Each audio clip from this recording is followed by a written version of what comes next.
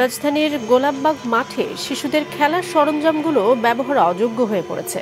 শিশুরা মাঠে গিয়ে খেলাধুলা করার সুযোগ থেকে বঞ্চিত হচ্ছে। দোলনার চেইন ছিঁড়ে গেছে, ঢেকি ও ঘোড়া ভেঙে পড়ে গেছে। কোনো সরঞ্জামই নিরাপদ নয়। অভিভাবকরা বলছেন, মাঠে খেলাধুলার জন্য শিশুদের আগ্রহ থাকলেও নষ্ট সরঞ্জামের কারণে তাদের হতাশ হয়ে ফিরতে হচ্ছে। মাঠের এক পাশ দখল করে বসছে দোকানপাট। সরঞ্জামগুলো মেরামত করার দাবি তাদের।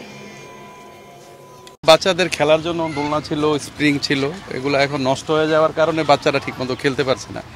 এগুলো যদি আবার আগের মতো মেরামত করে ঠিক করে দেওয়া হয়, খেলা জন্য বাচ্চাগুলা আসলে একটু আনন্দ পাবে। খেলনাটা যদি থাকতো আমার বাচ্চাকে, সবার বাচ্চারা খেলাধুলা করতে পারতো। দোলনাটা ভেঙে গেছে জন্য আমরা আর দোলনায় চড়তে পারছি না। আমরা চাই এই জায়গাটা আরো সুন্দর হোক, আরো বাচ্চারা এসে খেলাধুলা করার আনন্দ পাক। বাচ্চা নিয়ে আসছিলাম এখানে, আজকে শুক্রবার অফ ডে, একটু খেলার জন্য।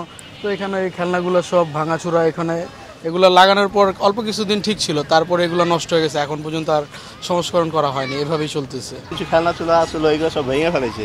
এখানে একটা হরিণ ছিল স্প্রিং এর, এই যে এখানে স্প্রিং এর হরিণ ছিল, খেলতো, এগুলো সব ভেঙে ফেলেছে।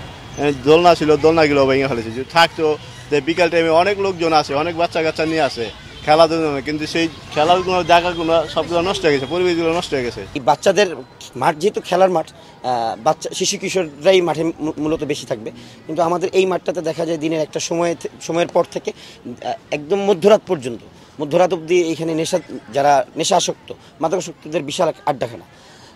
সেই সাথে টোটাল সম্পূর্ণ মাঠেরই কোনো ব্যবস্থাপনা নাই। মাঠটা থাকলে এই যে খেলাধুলা করতেছে, এই মাঠটা না থাকলে দেখা গেছে যে তরুণরা নেশাপানির দিকে চলে যায়। এটা আসলে প্রশাসনিকভাবে তারা একটা অ্যাকশনে যাওয়া দরকার। এই যে দোকানপাটের বিষয়ে, এটা আসলে তো পুরোটাই অবৈধ। যেহেতু বাহিরে অপশন আছে, তো বাইরে এরা চাইলে দিতে পারে, ঠিক আছে।